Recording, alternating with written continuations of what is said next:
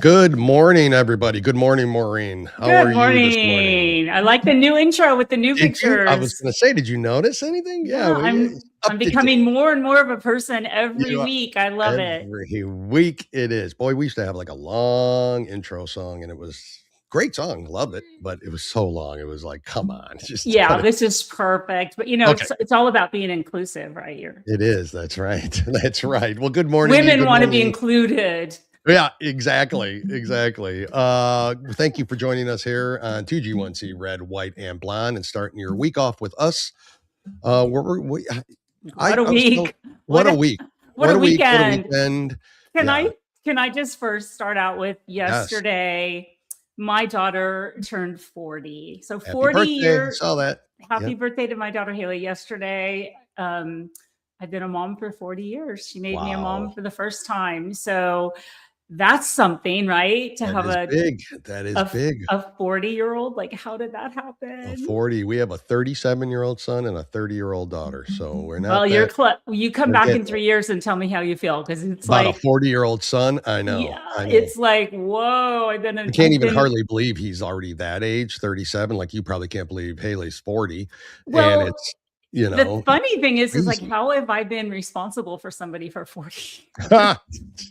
I mean, we only have to be for a little while, but still, you Well, always are, aren't you? You yeah, always are as a parent. you Good morning, are. Karen and Danny out there. Thank you for Good joining us. morning, everyone. And Um, also, do you feel this way? I always get really emotional on both of my children's birthday because I go right back to the day they were born and I of think about course, all of that. And it's just kind of it's an emotional thing for us parents too, right? yes, We think it back of is. all the years. And so Mhm. anyway, so I just want to say that I'm only 40 myself. I don't know how I I did. know. I don't even know it's a miracle. I don't know quite how that happened, but I don't anyways, I've either. been a mom for 40 years. It was great. It Yeah, has been great. It's still great. yeah. But yeah, Well, that's so amazing. Wow. to And all the she, parents out there that have kids turning 40 this year, tell me how you're handling yeah, it. really, please. Or hell, some of our listeners aren't even 40 yet. So Right? that's Even my daughter said she feels old sometimes with yeah. the younger Mhm. generation that she works with Sure. because, Mhm. they're like, "Oh, I wasn't born yet." And she's like, "Oh my God." Uh, That's what my daughter is, dating and has been for a few years now, so fingers crossed, hopefully that, they're great, so I know it's gonna end up in a marriage and all that, I get what They they're date for doing. a long time now, They these do, kids for the too. love of Like, God, and well, you get they no date grandkids for out of it, and it's driving me right? nuts, and, They date but forever. forever, and I'm like, "What are y'all waiting for?" So, Yeah.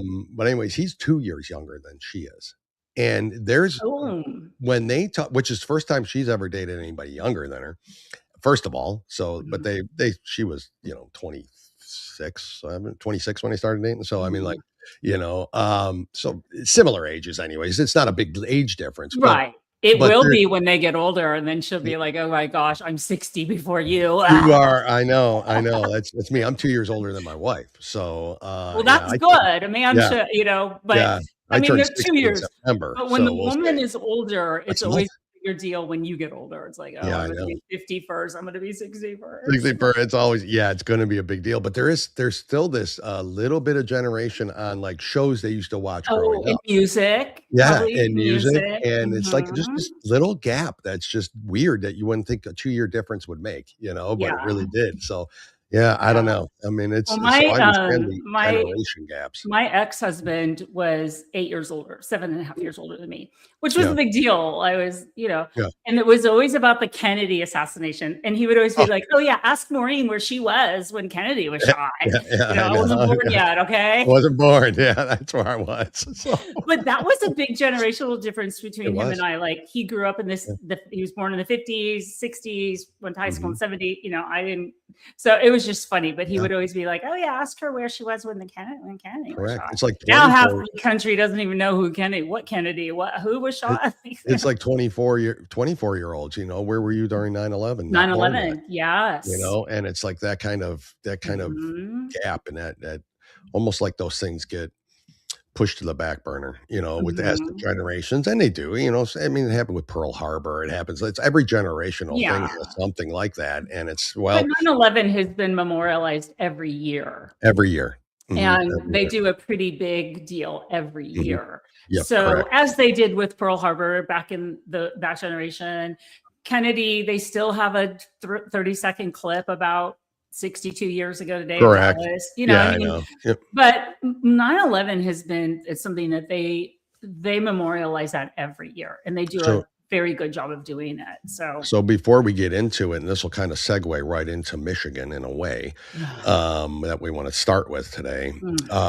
Did you see Scott Lebedo? Do you know who Scott Lebedo is? Yeah, he had a heart attack. He had a heart attack. Obviously wishing him well, but he was at an event where Mom Donnie, and this guy's just balls to the walls always anyways. I mean, he's just full I love blown. Scotty. If anybody was going to have a heart attack over Mom Donnie, I knew. I mean, I'm like, of course, of course he took the spotlight away from Mom Donnie. That is what they call a heart attack waiting to happen. No shit. We love you, Scotty, but I mean, seriously, seriously, how did it take this long?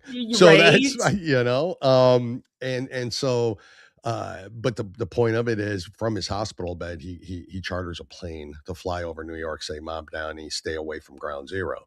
So that whole controversy of Mom Donnie, he's going to be there. I know he's going to be there. Of course, as the mayor of New York. He's not going to let that. And that was the. But as a survivor, like I know Karen Bingham, whose son was on Flight 93. Yeah, what was his name? Not Chad. It was Todd. Oh God, Karen. That was Todd Beeman. That's Todd Beeman. Yeah, this is Bingham. It's. Todd Beeman was from my neighborhood. His wife, they lived in really town. Yeah. Well, she's going to be there. It's a 25th anniversary, I guess, of it. I hate saying anniversary, but the 25th anniversary of it.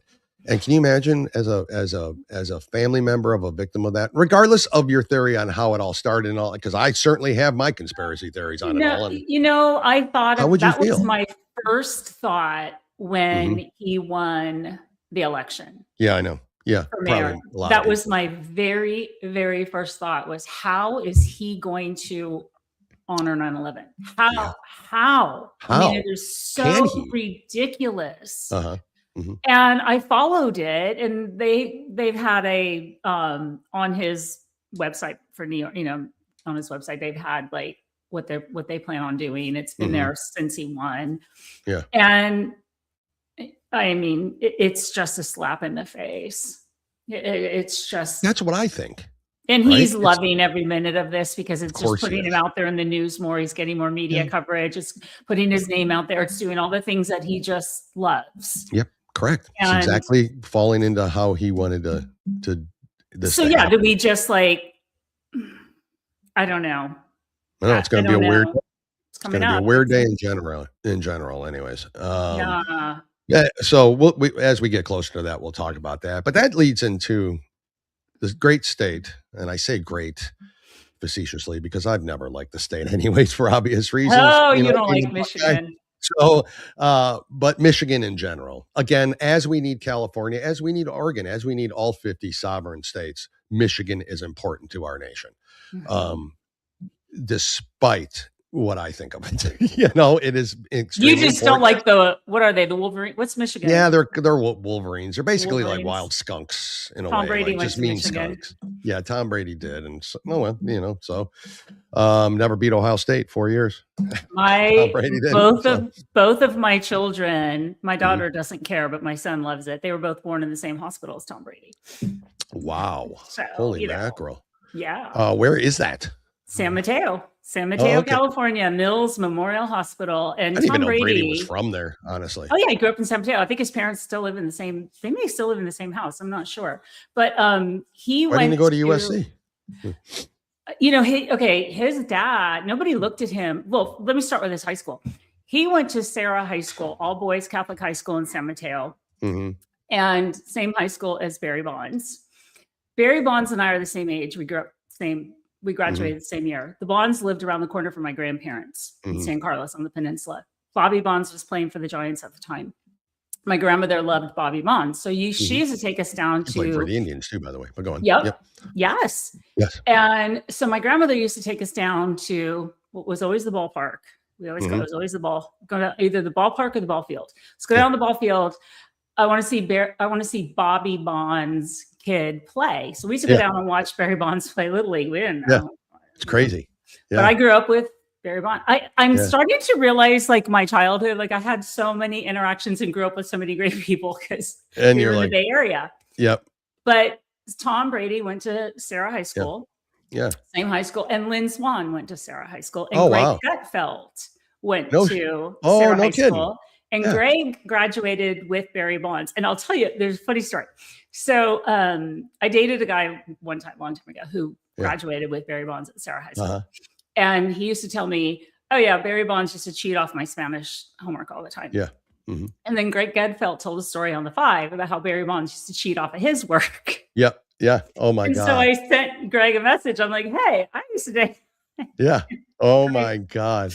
And Greg wrote back like, oh yeah, he was notorious for cheating off of everyone. Yeah. Wow. But nobody looked. How old is Greg Gutfeld? We were the same age.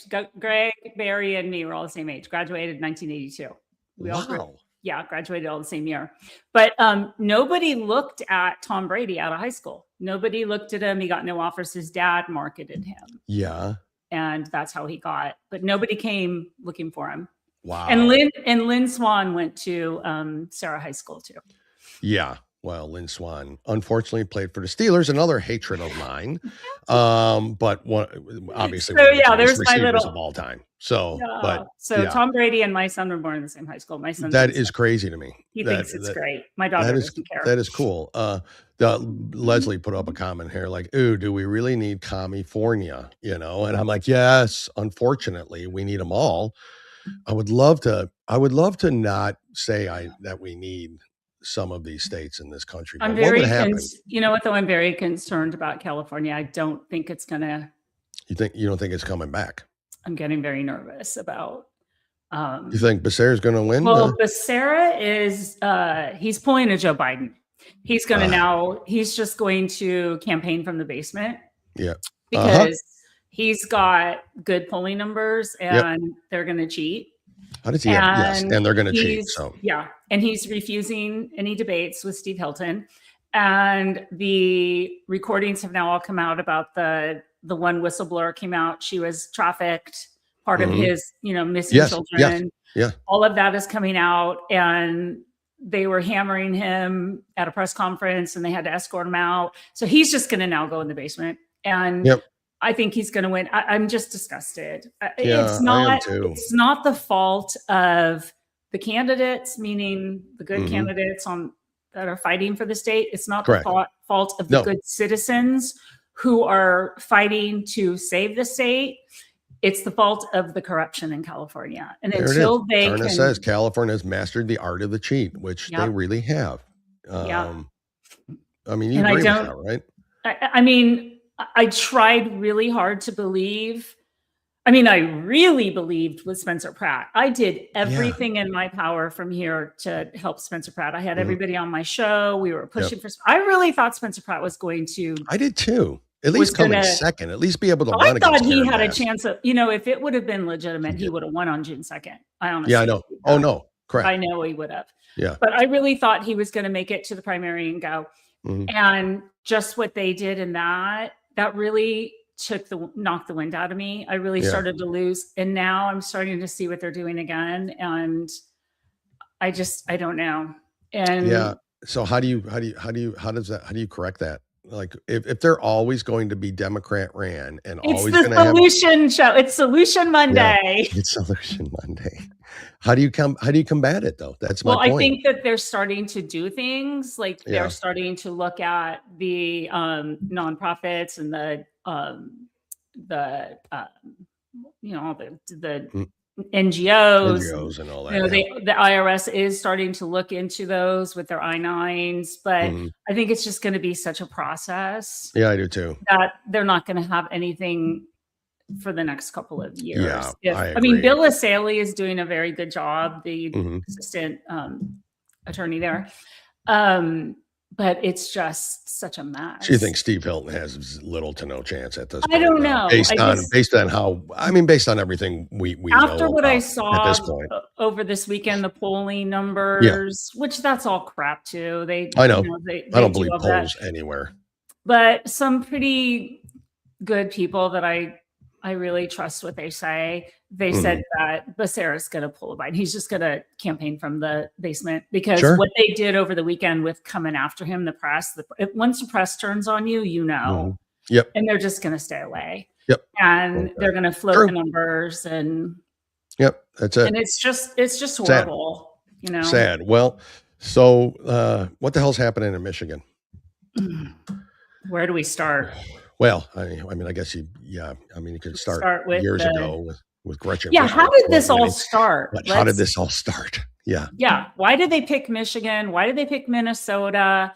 My feeling, or what I think is these were kind of no-name flyover states, right? Things would just go in under the radar, which is true. Right. They don't get a lot of, Minnesota and Minneapolis or Minnesota and Michigan. Not a lot of people are paying attention to it, right? And so they were able to just bring in these refugees. Yeah. Migrants, whatever you want to call them. Yep. And plan them. Michigan has been at least 20 years of this Muslim, bringing in these Muslims. Yeah, it didn't happen overnight. No, but but they were able to do it in these states because they were just, nobody really paid attention. Yep. Correct. And so it's been.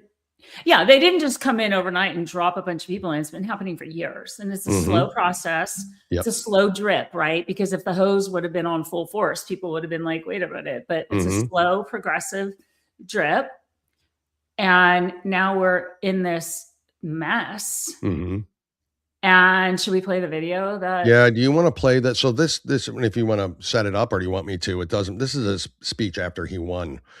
No, this is UAW, isn't it? This is the UAW. He was talking. That was after the primary win, though. Yeah, is that the one?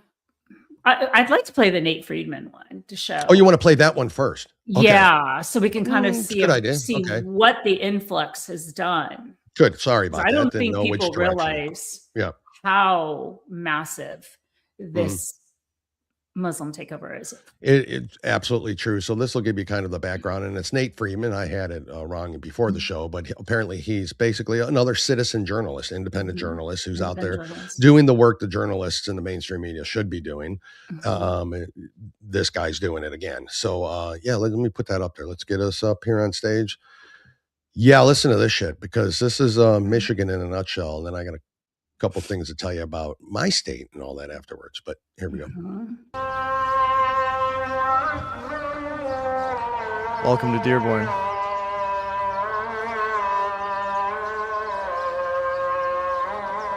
It's crazy. Boring.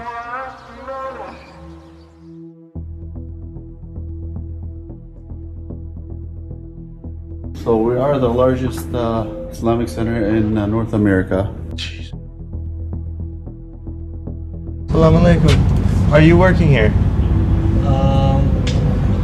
Do you want Sayed to win or Stevens?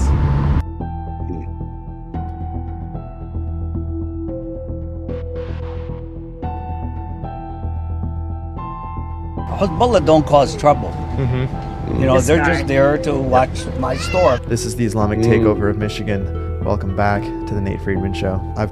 Sorry, I'll pause it, but you also have control to pause this. If you want to say something. That guy, what he has to say, he'll say it later in the video, but. Okay, all right. Come to Dearborn to see what it's really like here. It's an ordinary Wednesday, and if you had to do some work on the house and stop at Home Depot first, these are the signs you would see, each of them translated in Arabic.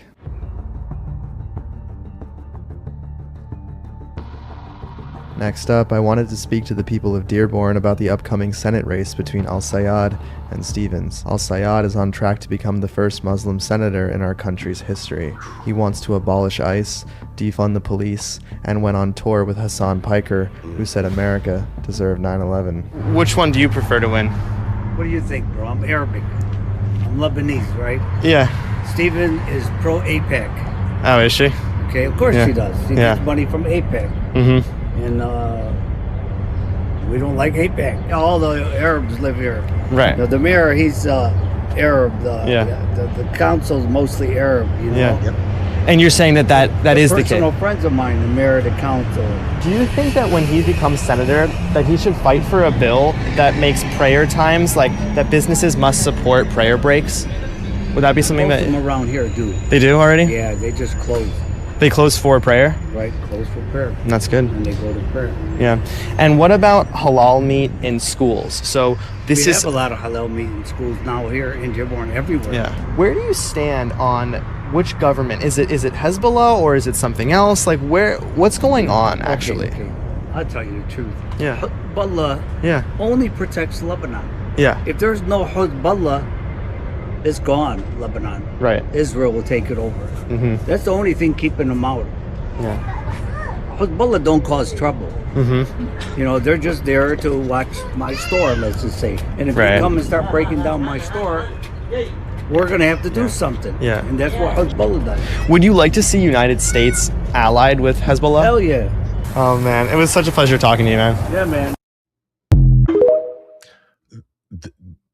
That was one of the craziest videos I think I've ever seen.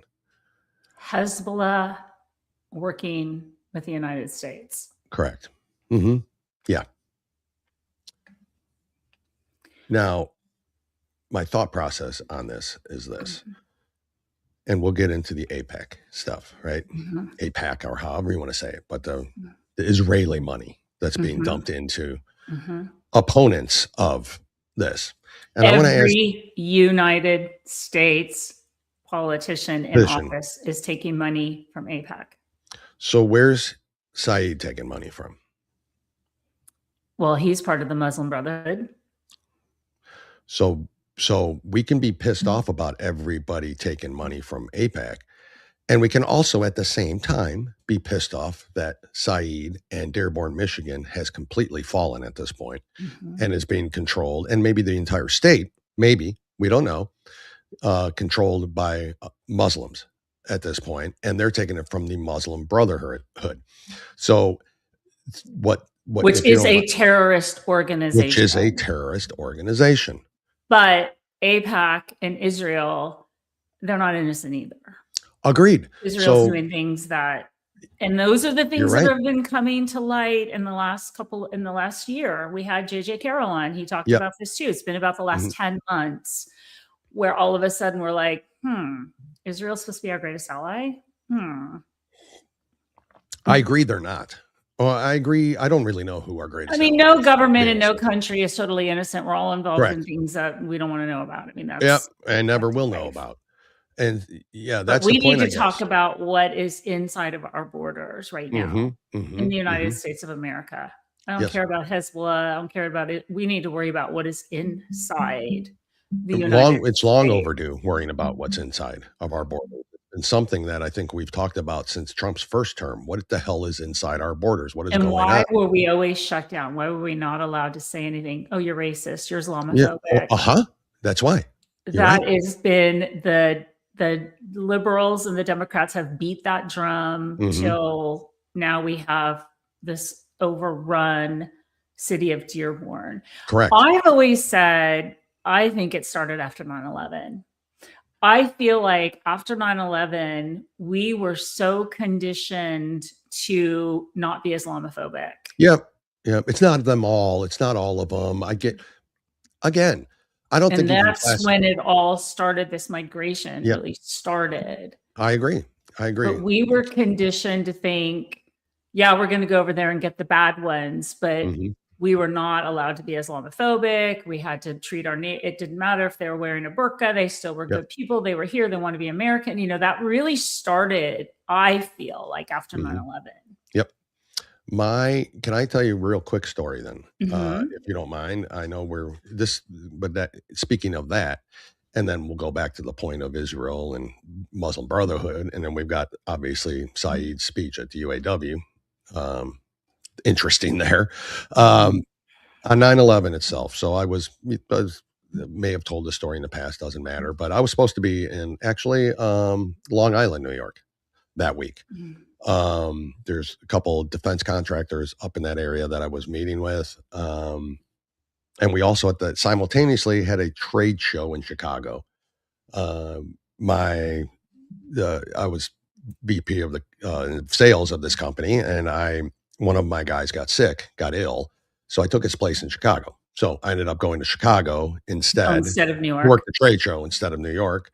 That was on Monday, 9/10. I flew in there, and then I had to rent a car a week later to drive home because, of course, nobody was flying. But at any rate, the story is this: I'm seeing, and I'm watching the news, and I see the first one, and then all of a sudden I see the second one, and I'm like, holy shit! I called my wife, who we lived up in northeastern Ohio, east of Cleveland. Oh, okay, you weren't in Florida yet. We were not in Florida yet, and she was working she was a treatment planning coordinator for the Ireland Cancer Center at University Hospitals.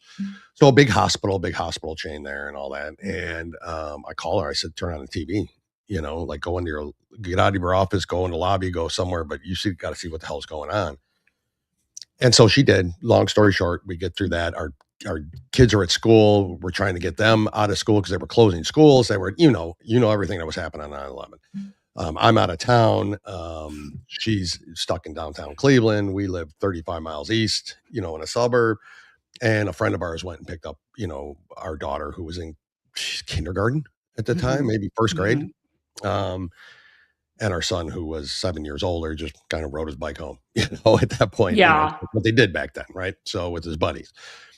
Anyway, so she's telling me they locked down the hospital because one of the plane that turned around in the Cleveland area, airspace. So they locked down everything. Yeah, I was in San Francisco. They locked everything. They locked everything down anyway. I was evacuated. Yeah. Yeah. And so eventually she was able to leave the hospital. She took the tram back to the parking garage where she had to park there.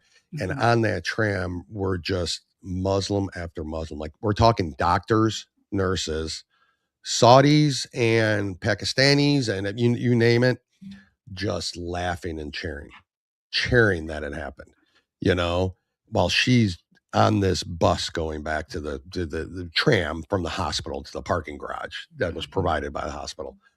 And I'll never forget her telling me that. And it sent what is my wife, who doesn't have a racist bone in her body whatsoever, led her down that I can't stand the Muslims. I can't stand Islam. Well, they did it to themselves. They showed who they were. So you have right. You don't have to explain anything. They showed you who they were. When somebody shows you who they are, that's all you need to know. They show you get one chance in my book to show your face card. You lay that face card down. There's no coming back from that in my book either. And so that has been an ongoing 25 years of just pure, what the hell's going on? What are these mosques going up here and there? That's why I firmly believe, supposedly I've heard this on Tucker Carlson. I've heard this from John Kiriakou that Israel knew that we were going to be attacked, and I've heard that too. And I believe all of that. Honestly, I really do. And why have the 911 documents never been released? Correct. Never. Correct. Never. And we did the show where we talked about the false flag and going in and all of that. But nothing has, in my opinion, this country is not better after 9/11. It's worse. Nope. It's worse. We should have been after Pearl Harbor, after World War II, which was a totally different war. Totally different. I am not questioning going into Europe and doing what we did. This country became the strongest economically, the strongest militarily, family, business. We were the strongest country, and it carried us to where we are today. Correct. After 9/11, we're not that. We aren't that. And so then that brings me back to the question of who should I be more upset with, that my leaders, first of all, are getting money. That's a whole different show. They're going to get money. They're going to get it from somewhere. Who should I be more upset about? The fact that Saeed's getting it from the Muslim Brotherhood? Well, we don't know that for a fact. I'm assuming he probably is, but AIPAC money is. And why don't we know that for a fact? Why don't we know where his money is? I don't know. I can do a deep dive. I can call Leah and have her do a deep dive for us. Yeah, really. Have the Leah files look into this. Yeah, please do that because I understand the shit coming from Israel. I understand the Mossad influence on our elections and our leaders and everything else at this point, and I don't disagree with it whatsoever. Yeah, but AIPAC money has been coming in since the Kennedy administration. So we're talking years and years. Whose side should I be on? The Muslims or the Israelis? Well, Israel wants you to think that. Well, I don't like the Hezbollah comment. Well, I don't either. That is like, are you kidding me? Mm-hmm. I agree. The United States should be in a line with Hezbollah? Yeah, that's what he thinks. Lebanese thinks that's what he thinks, and he's been here. I don't know how long he's been here. That guy, and he's assimilated. He needs to go too. He needs to go. They all need to go. That's what I'm saying. Another video that I saw this weekend. I obviously went down the rabbit hole with this Muslim, and so sorry, I kind of took over there for a minute, Maureen. No, I have a really good 9/11 story, but I'm going to share it for 9/11. Okay. But excuse me. The leader of Poland. Mm-hmm. He has done several videos. They have no illegal immigration in Poland at all. Yeah. They took, I think, 2 million from Ukraine. Yep. But they border Ukraine. Or they're close to Ukraine. I'm not sure if they're exactly on the border. Yeah. They do. They border the other side of Ukraine. Yeah, they border Ukraine. So he was like, absolutely. We took them in. They worked. They stayed.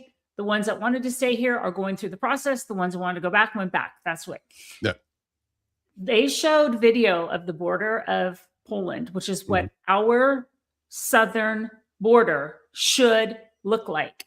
Armed military on the borders of Poland. Yep. And these Muslims, these Islamic terrorists probably. Yes. They break in, they climb in, they roll up, they get their guns, they either shoot them or they get them out, they fix up the fence. I mean, there's no getting into Poland. There's no getting in. Yep.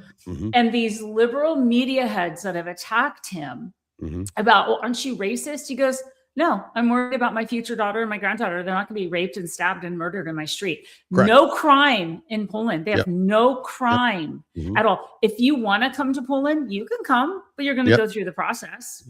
As you're going to be vetted. It's not going to be easy. We're going to find out who you are. And if we don't like you, you're not coming in. They showed the city of Warsaw, which is a huge city in Poland. All of the cities are closed on Sunday. Nobody works. No grocery stores are open. Nothing. Everybody stays with their family, which is how it used to be when I was a kid growing up in San Francisco. Everything was closed on Sunday. You went to mass and then you had dinner and nobody worked on Sunday. Correct. You're right. But so in Poland, nothing is open, but they have these self-service grocery stores, these little grocery stores, and they have self-checkouts and it's an honor system. They've never had one problem. It's crazy, isn't it? Nobody robs them. Nobody breaks into them. People go, oh, I forgot to get an onion. They go and they scan it and they leave and they don't have a problem. Why are we not understanding this mass migration is destroying us, has destroyed us? Because if you don't want it, but why do you think that it's not being addressed? Because I'm just going to go. Yeah, I'm going to go back to the liberals and the Democrats that I blame every single Democrat. I don't even just a Democrat over the last, I'm going to say 30 years that has supported this open border, mass migration. Now you got Dearborn, Michigan. And I'm telling you, they want to kill us. They don't want to assimilate. There are Catholic churches in Michigan that were there for 100 years that are now they're mosques. Now they're mosques because all the Catholics have left. Did you ever watch the cartoon when you were a kid, Speed Racer? Oh, yeah. Remember Speed? I use this analogy all the time. Remember there was always the guy in the black, like the evil that was going to take over the world? Yes. Always. And he was always like in the black cape, like the burqa, and he was always the one that was going to take over the world. And they had to get rid of him. In every episode, Speed Racer. Yeah. And now I look back to that. I'm like, that was true. There are evil. Evil. They want to absolutely, if somebody is saying they want the USA to align with Hezbollah. That's, I mean, what else are they saying? Danny said this: I challenge anyone who supports Hezbollah to name a single Jewish person anywhere in the world who talks about Muslims the same way they get talked about. I mean, I think that's probably, there's a lot of truth to that. And here, I guess I want to differentiate too for our listeners and for myself even, that I am not specifically talking about Jewish people. Okay? No, we're talking about the Jewish we're talking about the government. We're talking about Mossad. We are not talking, which is why we were not allowed to talk about Israel for so many years, because we were labeled anti-Semite. That is now going to the side, and people are like, we want to talk about what the country of Israel, the country and the government's doing, what Mossad is doing, and why are we sending them billions of dollars when our cities in this country are a mess? But here's the difference for me, Maureen, is that and I agree with you 100%. I'm listening. I'm totally on board with this, but that's what Danny said there in that comment is here's how I differentiate between what side of this aisle do I technically right now have to be on? And that is, you're right. Every Muslim will talk about America and Jews and everybody else other than their religion as infidels, and they must be killed. Western civilization must be killed. That goes with everything, right? Every race. You know, if we spoke about this race the way they about it, I mean, that's. I mean, you're right. Everybody, they all get a pass, you know, and it's only in the United States. After watching this long podcast I watched about Poland, we're the only country in the world that allows this. Yeah, you're right. It just wouldn't be allowed anywhere else. Yeah. And we allow it, and it is because of, and the Republicans aren't any better. No. They're both in it for their own, whoever, they're in it for their own good. They're not in it for the good of the American people. If they were, these things would not be happening. It's about the money. It's about the lobbyists. It's about their power. It's about 100%. And it's disgusting. Yep, it is. Well said, because that is 100% true. Yeah. 100% true, Maureen. Yeah. Do you want to play this video of and then we can talk about how El-Sayed, how he got elected and who voted for him. And correct. Yep. Let's get into that. So good start to the show, by the way. Thank you. That was good conversation, because it's important. This is getting out of hand. So we got to get fired up. Here's El-Sayed, and not to be doom and gloom as always, but I mean, like, these things are happening. This isn't something we're making up. So listen to this bullshit. So here we go. El-Sayed, I believe, talking after he won the primary, who was a bizarre candidate against anyways. Well, he's hotter than snot, though. He slicked the snot on a doorknob. He's just like Mandami. Yep. They can talk a game. Sure can, man. Well spoken, aren't they? Here, listen to this. Use my whole name against me. Mike, listen, man, if you can't say... He's talking about Mike Rogers. They think they want to use my whole name against me. Mike, listen, man, if you can't say the name, it's Abdurrahman, keep the name out your damn mouth. Ooh, yeah. Love but they understand that the only way that they think they can win is to drag us into the mud, to believe the worst about each other, to believe that what divides us is bigger than what unites us. They want us to think that... Anybody noticing the crowd behind him is what I want all you to white. also. All white. White and boomers. White liberal. Yeah. Yep. Women. Well, he's so handsome. Oh, well, he's so handsome, and he's I'd go on a date with him, and let me tell you what would happen. We wouldn't see him. We wouldn't see him anymore. I'd call some people. That's right. But these women behind him, they'd let this guy and his cronies bury him up to their necks and stone him. You know, that's what, like, these are retards behind him, you know, in a sense. I don't, anyway. It's a liberal for you. Some of us ain't got is because of other people got. We ain't got. But it turns out that the reason so many of us ain't got is because of the system that has corrupted our politics to take it away from us. And that is the thing that we are taking on now. That movement to get money out of politics, put money in your pocket, pass Medicare for all. It is a big movement. Medicare for all. Abdul El-Sayed. Can you believe this?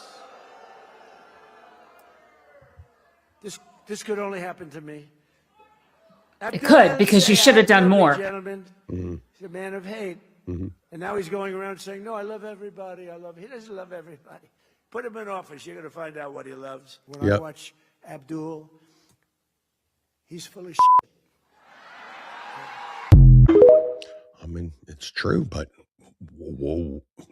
I'm not going to ask Maureen, because it'll be like, well, Solutions Dale, but you know, Trump's a lame duck president. There's nothing he can do except to do his spiels. I'm not even gonna, there's no solution. Yeah. But let's talk a little bit about what El-Sayed. Yep. First of all, the whole ain't got the black population has already come out and saying we ain't supporting you. Yep. Correct. No, don't you try to, we're not coming on your side. Yep. Don't you be trying to talk like you belong to us. No, I've seen a lot of videos with a lot of blacks from all over the country, not just Michigan, saying, we're not doing it. Yep. No. And we know who voted for him, but go on. Yep. So he won the primary. He's calling out Mike Rogers in that video. If you can't say the name, it's Abba, blah, blah, whatever. Keep it out of your damn mouth. Who else have we heard that? Isn't that? We heard that from the Squad. We heard it from the Squad. Yeah. We've heard that from Cory Booker, I think. And I think we've heard it from who's the other one that's speaker? Hakeem Jeffries. Jeffries. You know, it's like they take that out of their playbook. Yep. Tells you how original they are, right? Exactly.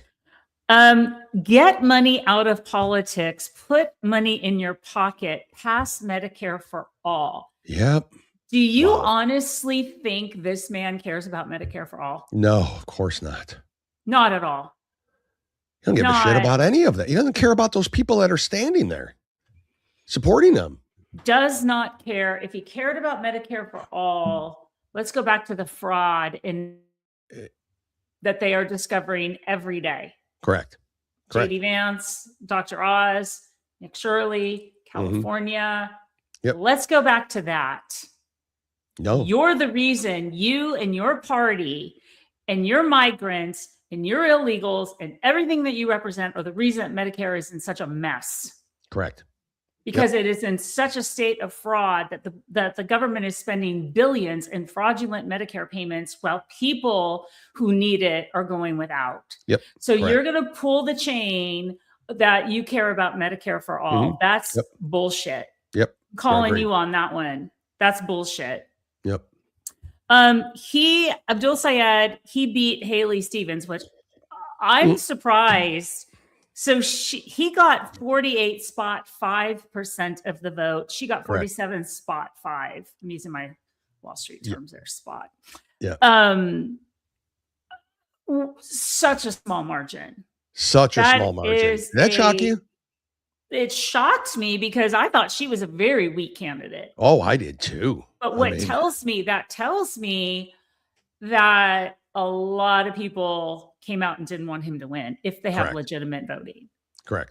So there were a lot of moderate Democrats that were like, oh no, we got to vote for Haley. We cannot vote for this guy. So how many of those 728,000 that voted for Haley are not going to vote and or are going to vote for him? Well, I saw a lot of news coverage. Go blue no matter who, you know? No, I saw a lot of news coverage, people interviewed on the street that were like, no, I'm done with the Democrats. I'm voting red. They're not in Michigan. So, they were like, this is not what no, I'm has done. Whitmer come out and supported him and endorsed him? Don't know. Okay. Haven't seen that. Either. Thank you. I'll try to find out. But yeah, she's got a lot of her own problems. She sure does. Yeah. Who backed El-Sayed? Younger voters, strong, under 45, college educated, college town areas, Ann Arbor, East Lansing, Grand Rapids, Kalamazoo, Arab American, MENA communities, Dearborn, nearly 80%. Jeez. Strong in Dearborn Heights, progressives, Sanders, AOC base. They had election day in-person voters, which is interesting because they didn't want to be told it was, like they really pushed out the in-person same day voting so they couldn't get caught up in the mail-in scandal. That's interesting. Who backed Stevens, which is Haley Stevens? Black voters, big margins in Detroit. Wow. So I saw people being interviewed in Detroit who were saying, now I'm voting red. Wow. I'm not voting for this. So he got Stevens, Haley, or not Haley. Haley Stevens. I'm sorry. Haley Stevens. She got the big margins in Detroit, Flint, Southfield, older voters, working class, lower education areas, traditional Metro Detroit Democrats, Wayne, Oakland, and Macomb. It's crazy. Overall. So that tells you they have the Dearborn, they have the college, they have all of that. Yep. So it's not only just the Muslims, which I think there's 45,000 Muslims in Dearborn. I think that's what they've said. But college campuses, AOC, Bernie Sanders, all of that, right? Wow. But we go down to the working class areas of Detroit, and it was all for Haley Stevens. When you take a look at the Bernie Sanders connection to it, and obviously, Sanders was backing Graham Plattner. Sanders, I mean, they back whatever. They don't care. It has a D. Care. It has a D. It doesn't matter. It doesn't matter if it's a DSA. It has a D in it. They don't care. That's going to come back to get them. It really is. It's going to come back to get them. So AIPAC spent a record 30 to 32 million outside spending for Stevens, 50 to 60 million trying to stop him. Many of his voters cited the heavy AIPAC money as a reason they voted against Stevens. Let's talk about the AIPAC money. Yep. Okay. Israel and AIPAC can come back and bite the Republicans the same way. It can. We've got to pay attention to this. People are waking up to they don't want AIPAC money in their politics. Yep. Now, the Muslim, they have a different idea of Israel. We do not. We're saying the Mossad, Israeli government, Bibi, we don't want them controlling our politics. And every single politician in this country is getting AIPAC money. Yep. So the Republicans had better wake up because these votes could very well go the other way because people are like, I don't want AIPAC money. Yep. Which is weird because where are the AIPAC just spent $30 million on a Democrat candidate. So they're all taking AIPAC money. It doesn't matter if it's Democrat or Republican. Agree. They all are. Texas gives AIPAC $1.6 billion a year. The state of Texas. They give Israel $1.6 billion a year. Look up your state. Look up and see what Florida gives them. I will. Okay. So I'm telling you, why are we as a country giving all of this money to Israel when our country is in such disrepair, such a mess? Our cities are a mess. We're giving all this money to Israel to protect them, but we've got the Muslim invasion in our cities. Yeah, correct. Yeah. Why wouldn't Israel be concerned of that if they're so worried about us being their allies? I agree. Wouldn't you call up and say, you know what? I'm a little worried. You guys have some terrorists. You got to look at this. You got a Mamdani. Now you got the Saeed, and you've got other ones going on. You've got whole cities and communities. You've got. Keep giving us money because we're going to help you. Yeah. Yeah, I agree. Good one. Also, a resurfaced Mackinac. Is it Mackinac Island? Mackinac Island. So that's that island in Michigan. They filmed the Christopher Reeves movie. Was filmed there. It's the UP, the Upper Peninsula. Yes, there's no cars. They haven't had automobiles ever on the island. It's very beautiful. I've never been there. I heard it's beautiful.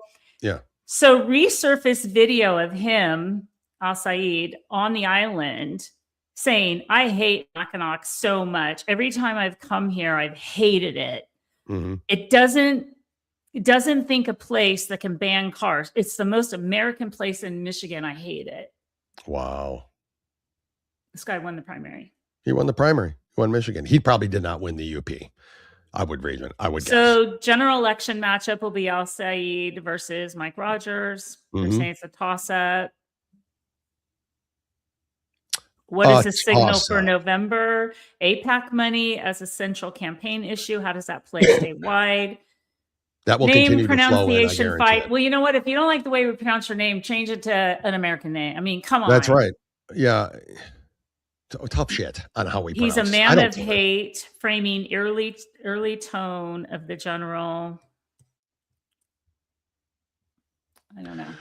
This is a good idea.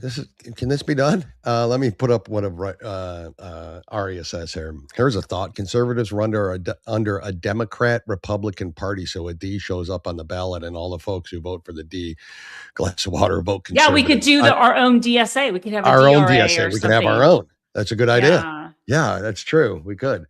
Well, I'm telling you, crazy to me. Every single listener, everyone, go on your state website, Google it, Grok it, whatever. Find out how much money your state is sending to Israel. Yep.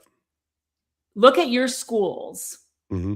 Look at what you're paying in property taxes. Schools starting here in Texas tomorrow. I see the list coming out. So they start today in Florida. Yep. I see the parents out there talking about everything they have to buy for their kids, for the school. Mm-hmm. Yep. And property taxes are enormous everywhere. I don't care where you live. They are. Start looking at that. Start looking at what you're paying in property taxes, what you're paying in sales tax in your county, what you're paying your city leaders. Go on the website and see what your council members are making, what your city manager is making, what these people are making, and what you're getting for that. And then look and see what your state is sending to Israel. And you tell me, you don't think we should be safer here? Why are we allowing terrorists, Muslims, to take over our cities like Dearborn, where you know they do not have good intentions? They want to take over the country. They want to take over the country. You tell me how much money your state is spending, sending money to Israel, and Israel's claiming to be our number one ally, our number one protector in the world. But all of this is happening. That we're allowing these Muslims to come in unvetted. Correct. Thousands came in during the Biden administration. We need to, you know what? We don't need Make America Great Again, Dale. We need Make America Poland. Yeah, I know. Yeah. I mean, it's true. When you look at how they're protecting their nation and how that's being, and Poland's not the only example of that. Most of Europe is gone. Poland's probably one of the last beacons there. Well, it only just, it's only been in the last 10 years that he's on this. Agreed. But I mean, you look at a city like, you look at Italy, you look at Rome, graffiti everywhere. It's not safe. Yeah. Spain, look at what's happening in Spain right now. Yeah, you walk through these cities in Poland and it's like 1930s, beautiful. Everything's beautiful. It's safe. People are out. Grocery stores open on Sunday that aren't attended. You pay yourself. You know what I mean? Like, that's what America is supposed to be like. Poland's been invaded before. Poland's been invaded before by a Nazi regime. Poland's been invaded for a long time. Poland finally, it was the very first country that Hitler invaded. Was Poland, and so and there's an invasion happening here, very similar, just not in wartime. It's happening. They're doing it. We have always been told in America we can't be invaded. We got the oceans protecting us. We have all of this. It's not going to happen. Well, they found a way, didn't they? They found a way. A way. You know why those college? So I wanted to play this video if you don't mind. Unless if you got more, please let me know. No, go. No. But I wanted to play Mike Rowe on Bill Maher's show. Okay. And I know everybody out there knows Mike Rowe, but I listen to pretty much everything he says, where he's videoing. I follow him everywhere. I just have been for years. And so I've always admired him. And he went on Bill Maher because he posted Bill Maher's monologue the other day, talking about socialism, the Democrat socialists, and boy, he got a lot of hate for it, Mike Rowe, for posting the truth out there, which is fine. Mike Rowe's he can handle it all. No, I mean, he's one of the smartest people I've ever heard. My old neighbor, he lived in the Marine. I think he still lives there. My old neighbor in San Francisco. Did you run into him did you start running into him? All the time. Super nice guy. Pre-dirty jobs, right? No, during dirty jobs. During dirty jobs. Yeah. Yeah, in the early 2000s. He's got balls of steel too. Like I've never you're not getting me on the top of a windmill. You're not just things he did. You're not getting me climbing the top of the Brooklyn Bridge or whatever, or San Francisco Bridge. But anyways, he was on there talking about this, and he had a very interesting take on the demographic on the who's voting for the DSA and all that. And so I'm going to put that up there and we'll listen to that interaction here. But this is Mike Rowe on Bill Maher this past weekend. Your monologue from last week. Oh yeah. I thought it was really important because you didn't accuse anybody of anything really. Just quoted. You quoted. Yeah. So I put this up on my little page, and I wrote what I wrote, and we have over 200,000 comments on this thing. You hit something that's so primal right now, and for me, I don't really have a dog in the big socialism hunt specifically, but I've got one in workforce.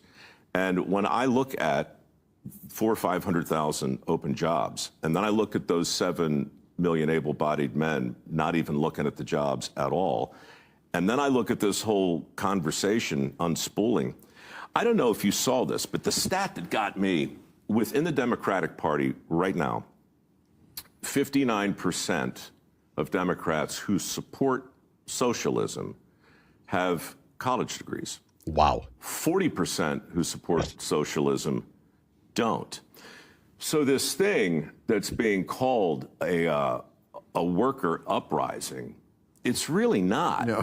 It's not. This is happening because a lot of people with a really expensive credential are in the hole in a big way, and they're pissed. And I don't blame them, honestly. I mean, we can say what you want about it, but they took our advice, man. They took our advice. We said, borrow whatever it takes. Go follow your dream, and then go get your dream job. And that was a bunch of nonsense. Yeah, they don't want to borrow money to get a degree for a job that doesn't exist. And I don't want to lend them money that they'll never be able to pay back to get their credential for the job. That no, I mean, Yeah, I mean. Well, that's why he won. That's why Al-Sayed won in the rich, wealthy suburbs outside of in the college towns. That's exactly what Mike Rowe is talking about. And that is why Haley Stevens did well in the working class neighborhoods of. Now, isn't that the reason why they win most of the time in the higher, what people call educated? Education does not equate educated to me. It never did. Because you have an education clearly never means you're educated to me. So but the college liberal, that's been for years. Forever. They were always Democrats, these college liberals, these college. And they were that way even when education was really education, when you were really getting an education, not just being indoctrinated. But it was a different liberal. It was a it was a Democrat liberal. It was, but they are the reason we are here. Correct. They are the reason we are here because which goes back to your original point. Back to the 60s when civil rights and race and white people were bad and we were told we had to Johnson and the welfare program. And I mean, that is what started this to where we are now, that we are not allowed to question. Why do we have to give our tax money for this? Why do we have to have DEI? Why did we have to have affirmative action? We had to. It had to. Correct. And all of those indoctrinations have caused the Muslim invasion, such as Dearborn, because we are just told you have to accept it, otherwise you're a racist. That's right. You're a racist, and you're right. And I'm going to be honest with you. I'll say this kind of this way. Perhaps there are some nice Muslims. I don't know. There's nice people everywhere, or people I could have a conversation with everywhere. I cannot coexist with their religion and their beliefs. No, we can't as a country, and I can't. And we should not. No, we shouldn't. We shouldn't coexist with anybody. When you go to your local Home Depot in Dearborn, and see that, and we have Islamic writing. I don't even know what they call it. Whatever they're. I don't know. Yeah. You're right. I don't know what they call Islamic food in the schools. Yes, correct. Islamic call to prayer when Christians are persecuted. Does this go back to where we originally saw, oh my gosh, now I got to press 1 for English and 2 for Spanish? Yeah, I thought Trump made English the universal language. That's what I thought. So how is that allowed to go on? Well, because a city can do what they want and they can have rules. If you want to build a Home Depot, the leaders are all this Muslim. because they control the town. All of the leaders are Muslim. Christians don't have a right. We don't have a right. They, I mean, this is 2028. Like, what's going to happen in 2028? Who's going to come and really lead us out of this, or at least start the charge. That's not taking money from Assad and or from the Muslim Brotherhood? I don't know. You're right. I don't know. Who's going to be able to do that? Who's not taking that deep state money, regardless of who the candidate is? I'm also hearing rumblings with some of the Republicans that I listen to that there's also a candidate that we haven't heard of yet either. Yeah, I agree. Kind of come out of nowhere for the Republicans. We'll see. We'll see. Leslie put this up there. Saw a sign at Subway said, "Please be patient with our employees. They are teenagers. Just be grateful they are willing to actually work and learn and not grift off taxpayers." Actually saw that at a Subway. I agree too with that somewhat. When I go to a place and now, because of everything that's going on and people are working and service might be a little slow or it might be a little, thank you for doing that job. Thank you for doing what you're doing and being here, because. And give those jobs to Americans. And give American students, Americans. And which most places I go to around. Well, I'm in what I thought was kind of like Lily White land, and I don't mean that white in coloring. I mean that just in like everything's great here. It's, kind of a tourist area. It's a really good area of Florida and all that. And then learned yesterday that there's one pretty large Islamic center, not 15 minutes away from me. They're everywhere. And they're building a mosque right in Destin, Florida. And I'm like, who the F is, well, freedom of religion. Anyways, we'll move on. We'll move on for it. Anyways, that's the whole thing going on there. We've got a couple other things we want to go over. Honestly, we go to the WNBA. Yeah, let's go to the WNBA. Let's talk sports today with these WNBA players. I know they're not all lesbians, so but unfortunately, I think Sophie Cunningham was attacked by a lesbian over the weekend. I'm going to show the play. I don't know if she's a lesbian either. Doesn't matter. I don't think she is. I don't think she is. You're talking about Dejani in there, Dejoni? Carrington. Yeah, Carrington. Dejanay. I don't think she is either. No, I don't think she is. But I saw a Babylon Bee thing where it says, Caitlin Clark finally realizing that white privilege means being attacked by a big black lesbian. So that's kind of where I saw that on there on Babylon Bees. It was funny. But here's the play itself. I'll let the play run out, and then we can talk about the coach and what's going on after that. But this is it. This is what happened to him. Here's Cunningham up ahead of the field, weighs it in, plus the foul, and then Cunningham gets into the face of Dejanay Carrington right away in the aftermath.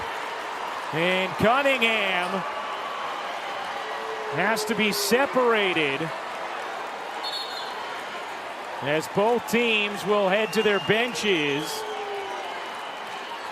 You'll see a Dejanay Carrington as Sophie Cunningham comes down, gets her right across the face, coming down, trying to prevent the layup, but that and when she's in the air, right? That's and when she's in the air. That's definitely going to be upgraded, I think, to a flagrant 2, Ryan. I think that is going to be a flagrant 2. There is wind up. And just getting her out of the way. Criteria for a flagrant foul. It is. It's a flagrant foul.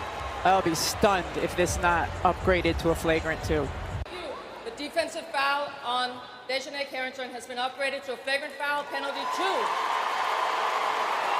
Since there's wind up, impact, and follow through, high potential for injury, players in a vulnerable position. Since the basket was successful, Sophie Cunningham will receive 2 free throws to make 1.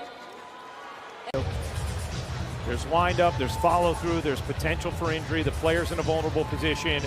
And so Dejanay Carrington, who had been off to an incredible start, is now ejected from the game following that hard foul on Sophie.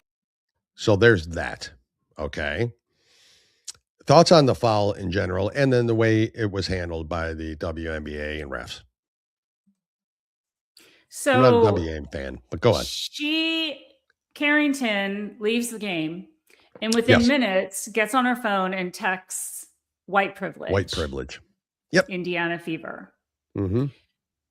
I did a little research on this blonde wig wearing white privilege. Cultural inappropriate basketball player. Yes. Yeah. Did you tweet that when you still have the blonde wig on, or did you take the blonde wig off and then tweet white privilege? Yeah. But her father played in the NFL. He played for the Denver Broncos in 1989. and I think maybe a few other teams. She grew up in San Diego, very posh area of San Diego. Went to private schools, all white areas. That sounds like a Colin Kaepernick area to me, but go on. Probably, but Colin Kaepernick did not grow up wealthy. His parents adopted him. He didn't grow up wealthy. He grew up okay. He grew up in the Central Valley of California, nothing wealthy. She grew up in like Torrey Pine, like really, we're talking money. And teachers of hers, I guess like some high school teachers have come out and saying she didn't grow up that way. That's not how she was. And she was an athlete. Her mother was a track star in college. Father played in the NFL. She was a star athlete in high school, had the best coaches, the best schooling, everything. So do you think by some chance, Maureen, that maybe a lot of this is WWE type? It bringing attention to I'm not saying it all is. I'm saying, do you think some of the aftermath and the talking back? No, it's poor leadership. It's poor leadership. Do you want to hear from because the Indiana Fever coach? Nobody wants that kind of press. No organization. They're more popular to WNBA than they've ever been, but that's because of players like Sophie Cunningham. But not because of this kind of behavior. No, they're getting a lot. Look at the Seattle coach, or she the part owner, who attacked those 16-year-old girls that were in the stadium saying we support Sophie girls in sports. They got cussed out. Then a big executive with Nordstrom's came out. He worked for Nordstrom's, lives in this $1 million house in Seattle. He was the one throwing the F word. These are 16-year-old girls. Correct. At a basketball game. Then we have the lieutenant governor of Indiana came out and said, you don't handle this. First of all, he said he wants the coach fired. What is We're she, gonna Melanie? play that video. What's her name? Melanie? Stephanie White. Stephanie White? Yeah, he wants her fired. And said, if you don't take care of it, we're going to take care of it. And then DeSantis, I believe, came out over the weekend saying, if you come to Florida and do this, you're going to be in the back of a cop car. So no organization wants that kind of press. No, I agree. No, it's that's the old not, adage in Hollywood: bad press is still press. Right? No, not this. And although Sophie Cunningham has done amazing, I mean, Caitlin Clark, the ratings, everything is up because of these ladies. You got to manage your people, and then the coach. Her coach coming out saying, I don't understand this. I've never seen anything like this. Danny made a comment about up here. And so we had this video. And so, this is unbelievable. So here's Stephanie White. This is the Indiana Fever coach. This is Sophie Cunningham's coach and Caitlin Clark's, but Sophie Cunningham. Which I was shocked when I first saw that. I thought it was the other coach. Shit. Me too. Which I can understand the other coach saying, I'm going to defend my player. This is crazy. Here it is. Is that she's going to play her butt off, man. She's going to compete. Nobody's going to go walking in for a layup. And so I don't oppose the hard foul. Wow. But I also don't think that she intentionally went for the net. I don't care what your thought process is, Miss Stephanie White. That's not how you take care of your player. You take care of your player. You say, that was flagrant. Have you ever heard a coach do this? So that's why I'm telling you the league is mismanaged, because they are probably all scared to death to say what they really think. Well, yes, you're probably right. Like, she can't say what she really can't come out and say it was racist or it was uncalled for, because that would be called racist. No, they're all told what to say. But you know what? All the retired NBA players, the men, are going to come back and play in the WNBA. I got a couple of videos there too. They're going to save the day. Of Bryce White and Enes Kanter. I've got that too. But there are listeners that actually do somewhat agree with me in the point. The league and the sport sucks. Controversy sells. I agree with that. There is a script. I don't know that this was it. I don't know that this happened. This is beyond. But there is a script and an argument back and forth and a hatred and I'm going to do this, whether it's, and you know what? I raised an athlete. I raised a unbelievable athlete. I didn't make him an athlete. He made himself an athlete. He was a very good athlete. And the one thing I always told him is, you trash talk all you want on the field. You get off the field, you don't do that. Yeah. You can trash talk all you want when you're out there on the line, bumping heads. You get off the field, you don't do it. She sent that tweet. No, you don't do that. Oh, I agree. You don't do it. You don't do that. I agree. You don't do it. And so nothing will happen to her though, because of the mismanagement. So what does it matter? I don't know. The WNBA, they're having a big meeting today. Well, they are. They're all in trouble. They're having a big meeting to determine what a woman is too. So for this reason, they are. Well, they're going to find that out real quick when these 6'9" guys start coming up to training camp and want to be on the team. You want to hear from Royce White, and then we got Enos Cantor. I love what these guys are doing. I do too. Good, and they should. Here's. Right now, I'm just having a blast in my feminine era. I never thought that I was a woman. Yep. I've always trusted the science, and I thought I was a man my entire life. But after further review, strong look at my personal preferences, it would appear that I am indeed sometimes identifying as a transgender woman, and I think it's only fair I get a chance to play with some of my queens in the twilight of my career, my athletic prime. So exactly what you're saying, Royce, is he's dead serious. Unveils, pulls the curtain back on the lack of clarity in the WNBA's policies under Article 8 of their 2026 collective bargaining agreement. It's simply. Oh, it's got So that was it. But is that not? Love it. I love the way he announced. I think 3 more guys came out this morning saying, "Yeah, did they?" Oh yeah, I saw 3 more videos. Oh no shit. Okay, wow, that's awesome. I mean, that is the best. And again, the WNBA, W stands for women. Yep. That means protecting your players against other women too, not just men in the sport. But and I'm telling you, that's politics. That's from the top. They're being run by. Perfect example is the way that Seattle co-owner acted. Correct. That's the pressure that these coaches have. Yep. They can't speak out. They can't.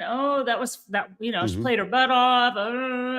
That's got to stop. But how did the WNBA all of a sudden become this racist battle when the NBA has never? Because there are far more whites playing in the WNBA than in the NBA. Well, I mean, yes, true. There's far more players in general, but there are more whites playing in the WNBA than in the NBA. And men are different. They don't really get into that, to be honest. We know that's the point. That's another point we've talked about a million times on that. You're right, Maureen. But the nerve of her to be in that blonde wig. How dare she? That's a white. I mean, that's white privilege. I identify as a blonde. Okay. I have to pay for this. I have to preserve that. Okay. Yeah, exactly. You can't just go put on a blonde wig and call it white privilege. Okay. It takes a lot to be blonde. It takes a lot to be, and a lot of money to be blonde too.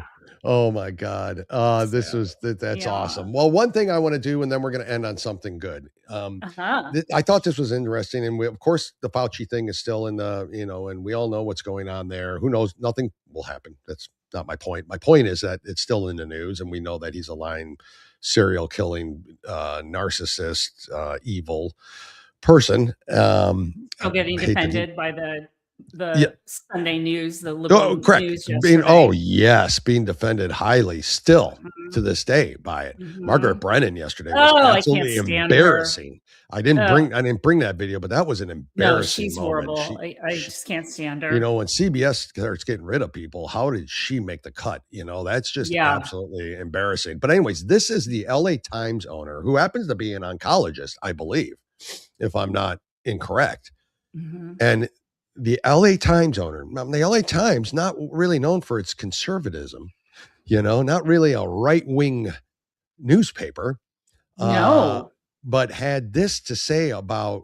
They're not even in LA anymore. Oh, geez, they aren't. They're in some way out in the middle of nowhere. New York Times is at least in New York City still, but LA, they're not even in LA. City. Yep. Wow. Well, what does that tell you? So, but here's what he had to say about the vaccines and his experience on what happened after people started taking the vaccines. This is a doctor, an oncologist, and also owner of the LA Times. Here, listen to this. It's like saying you're going to have hepatitis. Well, you want to clear that virus. It's like saying you have HPV. You want to clear that virus. It's like saying you have HIV. You want to clear that virus. And we'll talk about at some point during the Biden administration, again, when this vaccine was available to clear the virus. It didn't go through. So this idea of the effectiveness and safety of the vaccines is real science. We need to talk about it. And guess what? Not only are we going to have two big crises about the recovery of California over the next decade, but we're going to have to address the rising incidence of cancer. For the first time in my career, I've seen an 8-year-old, 9-year-old, 10-year-old with colon cancer. The first time in my career, I've had a 13-year-old child in our clinic die of metastatic pancreatic cancer. We have to face this effectiveness and face reality. The good news is that we can do something about it. The good news now, there are effective therapies because we understand the science in such an immense way, including with AI today. So again, I'm excited about this next 4 years of bringing this information across. You all heard that. 10-year-olds, small children. Pancreatic and colon cancer. And colon cancer in small children who had taken the virus, who had taken the shot, who took the jab. I just... Well, you know my feelings on this. I know. And I don't mean to rehash it and bring it up and stuff like that. I mean... we had this Sunday news program. Again, this past Sunday. Margaret Brennan. Yep. Just going after the CDC director, our current administration. Yep. And he did a very good job of pushing back on her. He sure did. But again, these people, they're complicit in it. They are equally as guilty as Fauci was to me. They are, and they got continue money, to be. They were backed by the party. They were told they would get, a lot of these people that back these crazy, like who say they backed Biden, they all get promised some cabinet position, a part of the administration. If you're a reporter, you're told, I'll get you, you'll get privy to the president. We'll get you into the Oval anytime you want to talk to him. You know what I mean? None of these come without prizes. Bingo. And that's how these people are so sucked in to these administrations. You're right. And that's what they do. And, I want to mention one thing about Biden. It came out, Hunter Biden he's making his tour. And he said that Tucker. Yeah, he went on Tucker. He went on, he went on a lot of podcasts. But anyways, he said that his father is very sick. The cancer has spread to his bones, which I don't wish that on anyone. I don't either. There's the difference. However, just 2.5 years ago, we were told he was fine. He was fine. Yeah, I know. He could run circles around anyone. He was fine to be president. For I guess it was 3 summers ago now, right? Yeah, If we're going on, it was 3 summers ago. Yeah. We were told he was healthiest they'd ever seen him. Like by the Democrats and by the media. Yep. So that was the first thing I thought of when I saw him telling about his father's health. And Dr. Jill knew too, and she's is evil in this to me. Sorry. Yeah, supposedly she had a facelift, and there was a new picture of her, and everybody's talking like, "Ooh, she must be getting ready to." You can remarry bury him, get a new young guy because she looked pretty good. She looks all wow. Was it a good facelift or was it? The picture I saw looked good. She had a photo with her makeup artist. I'm telling you, I've had some of the best makeup artists you can imagine. I didn't look like that. She had some work done and some good makeup. Okay.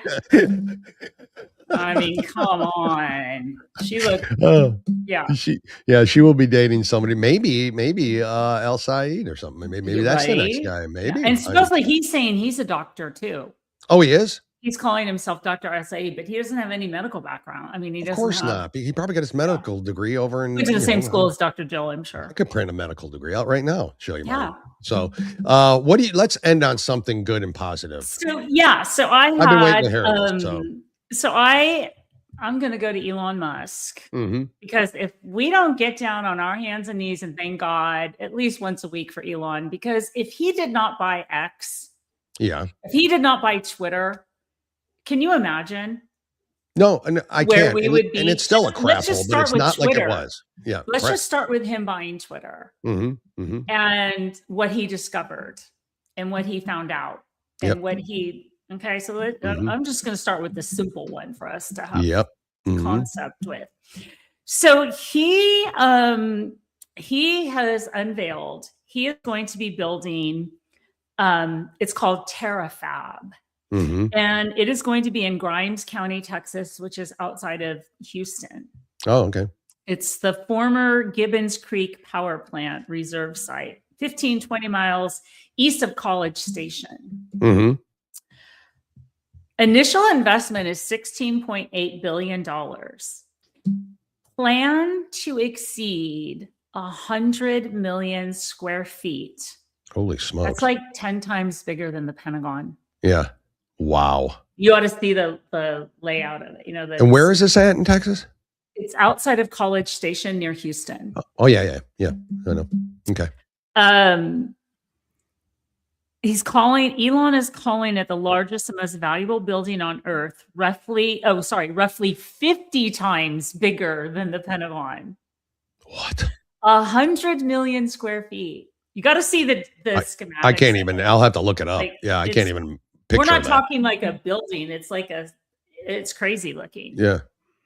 Vertically integrated chip fab that will produce advanced AI interference chips for Tesla's Optimus robots, Cybercabs, plus high chips for SpaceX planned space-based data centers. He's going to put the data centers in space. What do you think about the data centers? I wanted to get into that with you a little bit. I think we got to get on board with it because China will. If we don't, China will. Okay, so I love the core four. These are my hedge fund guys from the Silicon Valley. They were liberal. Now they're, after Newsom with the billionaire tax, they packed up and they're out of California.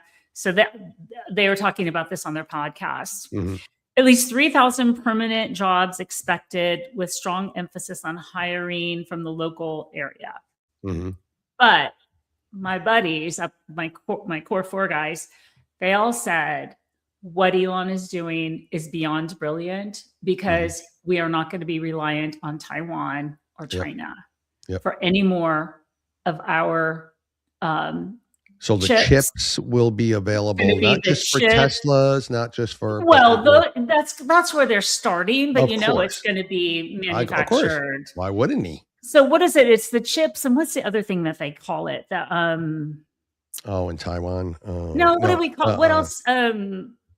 The chips and oh my gosh, the rare earth minerals and all that. No, I can't remember. I'm sorry, ladies and gentlemen, but it's chips and the other big component.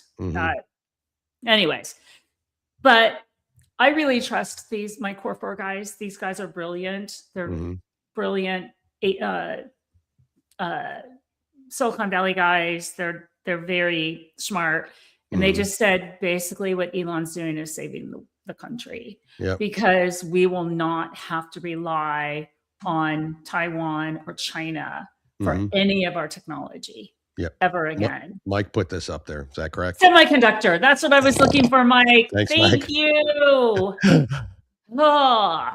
Yeah. Thank you, Mike. Yep. And so we have to think of, we talked about all the problems. Yeah. You're the solution guy. Elon is building what's taken so long. Infrastructure in this country, not in India, not in Taiwan, in the United States, in the state of Texas. 3,000 jobs is just a small, that's just the starting of it. But if it's going to be 50 times greater than the Pentagon, I'm sure there's going to be. They're going to need 3,000 security. But the thing that the problems it's going to solve, just straight off the bat, not having to rely on China or Taiwan. Yep, correct. For any of our technology. Who has a hit out on Elon's life, do you believe? No, I don't think anybody will get to him. China. I mean, they all hate him because this is what he's doing. He's solving the problems. I mean, the energy companies. The energy companies are going to hate him because he's going to be able. He says he's going to be able to have energy that's free. We shouldn't be paying for it. Yep. You think the big oil guys like that? No. So, but this is innovation. This is what innovation is. Correct. And the other thing that he did is he had a for his Starlink. Or Starlink. Yep. Or Starlink. So he had his investor meeting and he spoke to all of the investors. And he came out and said Starlink within a year will take over AT&T, T-Mobile, and what's the third one? The top three. It's T-Mobile, Verizon. Yeah. And he said to his investors, this is very exciting. So this is what I'm saying. And Elon's stuff moves fast. Yeah, it does. His stuff moves very quickly. He said, if I don't take you out of business, which Starlink very possibly will, if I don't take you out of business, it's going to make you compete. Yeah. And you're right. You're absolutely right. A lot of people have told me to get Starlink for my internet, I don't think I'm I'm going to have it in everything after anything he has. In fact, I went out this morning, I put in a market order. I bought one share of SpaceX. You did? I did, because what's it going for these days? I think I paid 132 at the market. Oh, okay. But they're saying like if it goes 10x in the next couple of years, I just bought one. It could, but you could have a split too and all that, right? Or no, you don't think that would happen? It could go 10x in 2 years. I mean, I just did, Yep. He's also, and he also is setting up a banking system through SpaceX. Oh, that's interesting. X, where he'll give 6% on your money. Yeah. Wow. But there's some, I mean, again, Elon is on the cutting edge of moving us forward. But he's not going to be federally funded. Yes, FDIC insured. He will be FDIC insured at a 6%, just on a standard. And no level. You could put in $100 and get 6%. Get out of here. But there's also some downside to it of like they can fluctuate and change it. Yeah. But it just tells you that's innovation. Yeah, it is. It is. Correct. And I'm very excited about Starlink. Yeah. Because AT&T, they cost a fortune. It's horrible service. Mm-hmm. All of his new Teslas, they're all built in with Starlink. Everything's built in already. Yep. Wow. And you can order a Tesla online and they deliver it right to your house. You buy it online, no negotiating, no going to a dealership. You just buy it online and it comes to your house. Yeah, but then I got to plug the damn thing in, and I'm just saying he's taking out all the middleman, the dealerships. That's kind of what like Carvana or one of those people tried doing with dealerships in general, and their big car vending machines. They just had a terrible model, and the timing was terrible, and they couldn't get drivers to deliver cars. But I thought the idea of it was spectacular. Basically, e-commerce. This is the thing that for you and I, we're of that generation. We're Gen Xers.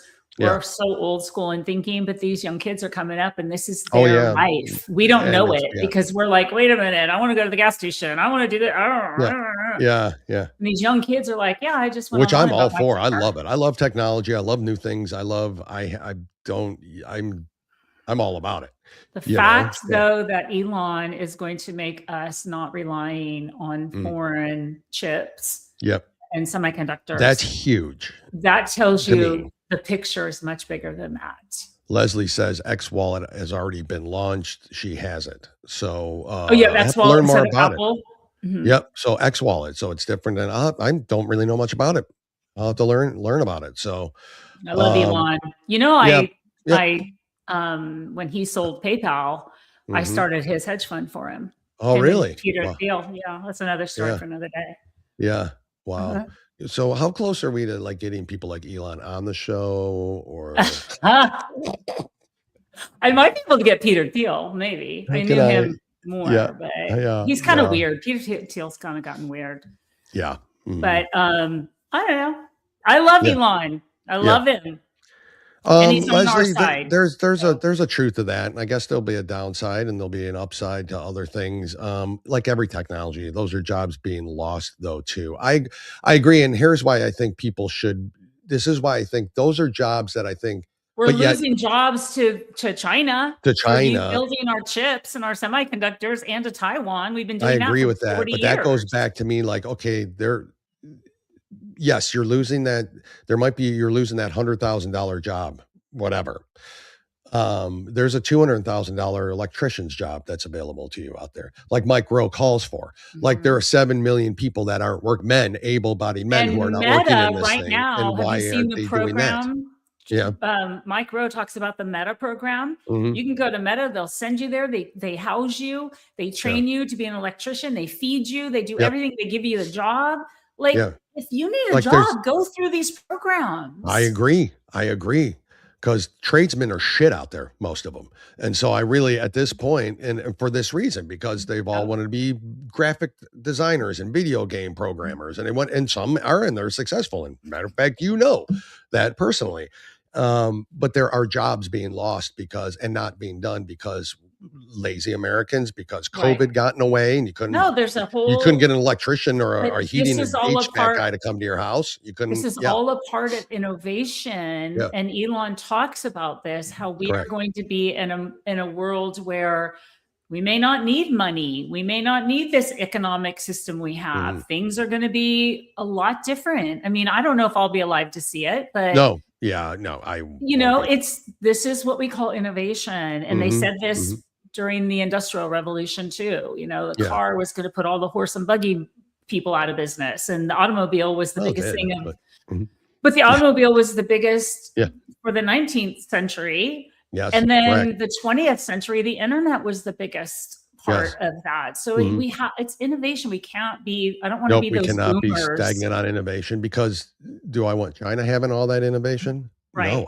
No. And Elon has the United States interests. He has our best interests. He's not trying to do deals with China to get them done cheaper and get them over here. That's not what he's doing. He understands the importance of a strong America. So that's these guys, my core 4 guys they said we should all be grateful because he's the only U.S. businessman who has the balls to do this. I agree. Nobody else is doing Amen to it. that. I agree. Yeah. I agree. Yeah. Maureen, thank you. What a great There's my solution show. for you today. Thank you. I want to end on a solution. Every show should end on a happy note and a solution for me. That makes me look forward to tomorrow. Yes, tomorrow. What's tomorrow? Tell us. Let's talk about that. We have Dr. Carol Lieberman joining us. She's America's psychiatrist. She's been on every major news channel. Very knowledgeable of the psyche of Americans. She is going to come on and talk to us, and we're going to talk about the Lindsay Clancy murder trial, which is happening right now. I cannot wait to get off air. I can't wait to get off air and go back and watch live, because he was taking apart her psychiatrist this morning, Kevin Harrington, I think her attorney is, or Hardington. I'm not sure of the name, but he's a 75-year-old defense attorney in Boston. That's like a tiger shark. Anyways, she's going to come on and she's going to talk about this. And it is an ever-changing. Originally, she was accused of killing her 3 kids and jumping out the window. And now it's looking like the husband had a little bit more to do with it than we thought. The timeline doesn't match up. Today, her psychiatrist is getting grilled by her defense attorney. It's not looking good. Bottom line that I want to talk about is mental health in this country is horrible. And this woman had a very wealthy, well-to-do husband. She was a nurse herself. She had the best insurance, and she got horrible mental health care. Correct. So we're going to talk to Dr. Carol about all of that. Which is great, because this is an intriguing case. And it's timely. It's happening right now. People are very, just very interested in it and heated about it. And now, like I said, now it's really starting to turn that the husband. It is. And I can't wait. So that's on the America First Network. That's tomorrow. That'll be tomorrow on the network. She'll be on for the full 90 minutes. Yes. Yes. She's on with us. Yes. There's a lot to discuss on that. I can't wait. So if you have any questions, you guys send them to us. If you guys have any ideas that you want answered, send us a message. And I just want to remind everybody, 1 week from tomorrow, I do the movie coverage for You Are Here. I'll be covering the screening. We got a lot of really good, positive messages and traction. And Jack, again, was so thrilled with us. So I love him. He was great. He's absolutely. I would love to sit down and have a cup of coffee or a beer with that guy. I get to. I know you get to. Very, very fortunate. Real quick, this comment. That's different, Aria. So I love happy endings on our show. That's a different happy ending. Don't go there. That's nasty. That's different. That's different. I'm just saying. No. Yes. He just has to have solutions. I got to have a solution ending. Gotta have a solution ending, not a happy ending. Gotta have a solution ending. Yes. Yeah, I need a solution ending. Well, but I'm glad that I was able to bring you your solution ending today. Thank you, Maureen. I appreciate that. And thank you, everybody out there. We appreciate you for commenting, joining in, following, and sharing. We'll see you all tomorrow at the America First Warehouse. We'll be back here on Wednesday at 10:30 Eastern. Do we got anything going on Wednesday or not yet? Do we? It's in the works. It's in the works. So we'll see. More of this, which is just fine. Maureen, thank you again for your contribution. I appreciate it. Thank you. It was a fun show. It was a fun show. And we'll see you all tomorrow. Bye, Maureen. Tomorrow. Bye, everyone. We couldn't do it without you. Your support keeps us strong. Right where friends